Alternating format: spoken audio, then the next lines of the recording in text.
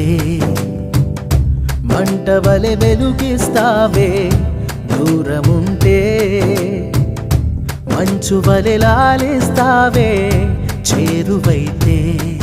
విరబూసే పువ్వైనా మరునాడే చూస్తది అంతం నువ్వు పూస్తే నూరేళ్ళు విరిసేను జీవితం నీ వలనే ఇదిలా జరిగి